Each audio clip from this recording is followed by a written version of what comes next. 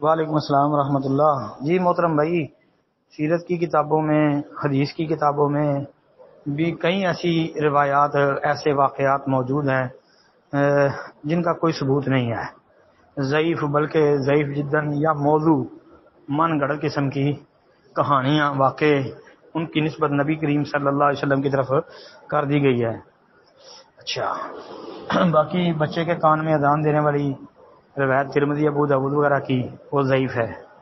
جی، اسی طرح جس روایت میں اذان اقامت کا ذکر ہے وہ بالاتفاق موضوع ہے۔ اب کیا کریں بھائی، ہم نے تو مسئلہ بتانا ہے، اب کرنا کیا ہے یہ آپ بہتر سمجھتے ہیں۔ ہم تو یہ کئی بار یہ کہہ چکے ہیں کہ بچے کی پیدائش کے موقع پر اگر کوئی بچے کے کان میں اذان نہیں بھی پڑتا، جس طرح کے رواج بنا ہوا ہے، یا اس کو یہ کہہ لیں کہ ایک امت کا عمل چلا آ رہا ہے، اگر یہ کام نہیں بھی کرتا تو کوئی حرج والی بات نہیں، بچہ کون سا کافر ہو جائے گا، بچہ مسلمان ہی ہے، کیونکہ بچہ پیدا ہی دین فطرت پہ ہوتا ہے۔ یہ حدیث آپ نے پڑھی سنی ہے نا، کہ بچہ پیدا ہی فطرت پہ ہوتا ہے۔ اچھا، اب رہ گئی بات ہمارے اسٹیجوں کے اوپر جو علماء جناب کچھ اس طرح کے واقعات، اس طرح کی روایتیں بیان کرتے ہیں، ہم دعائی کر سکتے ہیں کہ اللہ تعالیٰ ہمارے علماء کو ہدایت دے، ہمارے علماء کو سمجھنے کی، غور و فکر کرنے کی اور تحقیق کی توفیق عطا فرمائے، کہ وہ تحقیق کریں اور جو حق ہے، جو سچ ہے، سچا دین ہے، صاف ستھرا دین ہے، وہ اس کو بیان کریں، اس کو پھیلائیں۔ ہم تو دعائی کر سکتے ہیں۔ باقی اہل الحدیث کا سٹیج یہ بڑا ذمہ دارانہ سٹیج ہے، اس پر جب بیٹھ کے علماء اس قسم کی باتیں بیان کریں گے تو پھر ہم کسی اور کو کیا کہیں، غور کا مقام ہے۔ اور میں آپ کو اپنا ایک چھوٹا سا سچا واقعہ آپ کے سامنے ذکر کرتا ہوں، میں نام نہیں لیتا، ایک مولانا صاحب کا، ہماری جماعت الحدیث کے ایک مولوی صاحب، انہوں نے ایک دفعہ ایک تقریر میں تقریباً 6-7 واقعے بیان کیے، سیرت کے موضوع پہ ان کا خطاب تھا، انہوں نے 6 یا 7 واقعے اپنی تقریر میں بیان کیے، گھنٹہ سوا گھنٹہ ان کا بیان تھا، اور ان کی تقریر سن کے یقین کریں کہ میں رونے لگ گیا تھا، میں خود۔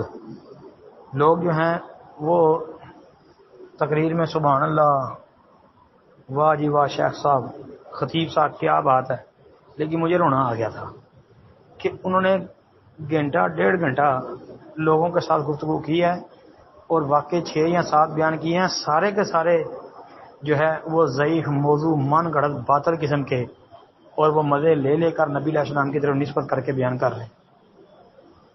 کیا کر سکتے ہیں؟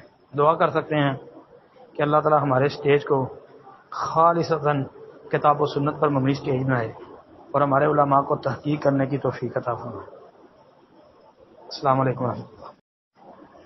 جی السلام علیکم ورحمۃ اللہ وبرکاتہ۔ محترم بھائی نے یہ پوسٹ بھیجی ہے، جی نبی صلی اللہ علیہ وسلم نے فرمایا جب بچہ پیدائش کے وقت آواز نکالے، اگر چیخے اور پھر فوت ہو جائے تو اس کی نماز جنازہ پڑھی جائے گی اور اس کی وراثت بھی تقسیم ہوگی۔ مشکات کا حوالہ دیا 3050، یعنی 30-50 نمبر۔ اچھا جی، نہیں بھائی روایت ثابت نہیں ہے، بہت زیادہ ضعیف روایت ہے یہ تو۔ سنن ابن ماجہ کے اندر 2750 نمبر، سنن دارمی کے اندر 3130 نمبر پر یہ روایت موجود ہے۔ اس کی کوئی بھی سند صحیح نہیں ہے۔ ربیع بن بدر اس میں متروک الحدیث راوی ہے، جی اس کی جو مطابقت ہے سفیان ثوری نے کی ہے وہ مدلس ہے، ان سے بیان کرتا ہے۔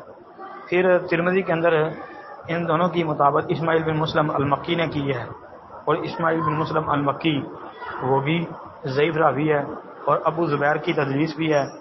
جی یہ جابر رضی اللہ عنہ حدیث کے راوی ہیں، روایت کے الفاظ ہیں اذا استحل الصبی صلی علیہ وورث، ضعیف جدا روایت۔ السلام علیکم ورحمۃ اللہ۔